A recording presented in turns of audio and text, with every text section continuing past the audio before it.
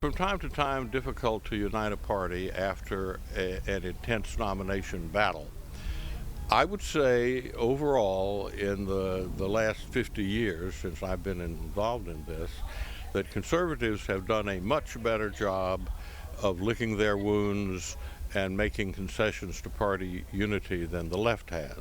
I was Barry Goldwater's youngest elected delegate in 1964, and Nelson Rockefeller, who had run against him for the nomination, um, tried to provoke the National Convention into booing and hissing him, did everything he could to make it impossible for Goldwater to do well.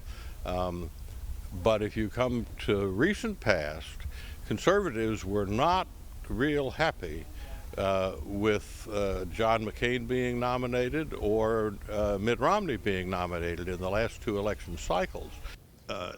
In 2012, at the Tampa Convention, the presumptive nominee was, of course, Mitt Romney. And the Romney campaign did something that no other presumptive nominee has, as far as I know, ever done. And I've been to all the conventions starting in 1964, and it's never been done in my memory. They came with a fat folder of rules changes that they demanded to be made by the Convention Rules Committee. It came as a surprise. They gave no notice that they were going to do it, and the content of those amendments, by and large, was to centralize power within the Republican Party and to do everything they could to crush anybody at that convention who wasn't for Mitt Romney. Not that they had to crush anybody, because Romney had a majority of the votes and was going to win anyway. An awful lot of things that they did.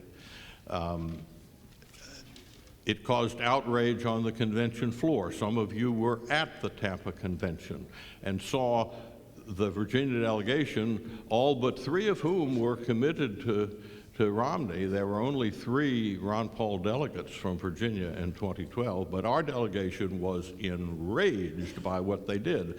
Among the things which they did was to pass a rule which in effect disenfranchised everybody who didn't vote for Mitt Romney at the convention. And it was just awful.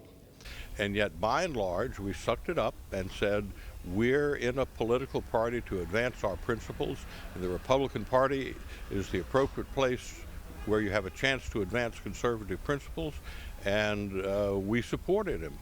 And so if large numbers of establishment Republicans don't support the nomination of the Republican Party at the Cleveland Convention, it's not going to be the first time that that has happened, but it's really dangerous for us for anybody to talk about it being desirable to split the party. There's probably nobody who sees this tape can remember 1912. But 1912, the Republican Party did split. Former President Theodore Roosevelt ran for the nomination against incumbent President William Howard Taft, and Taft won the convention. Roosevelt stormed out, formed a party he called the Progressive Party, or the Bull Moose Party. It split the Republican vote, and we elected Woodrow Wilson, and the most left-wing Congress that the United States had ever elected. And in 1913 and thereafter, they passed a national income tax. They passed the Federal Reserve. They mandated the popular election of senators, taking states out of some power that they were given by the Founding Fathers.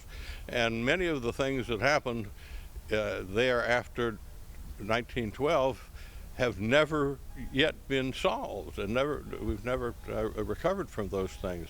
So I would say that you will find that serious conservatives who favor limited government, free enterprise, strong national defense, and traditional moral values are going, by and large, to unite behind the Republican nominee, even though for most of us who are movement-oriented conservatives, the guy who's going to be nominated wasn't our first choice.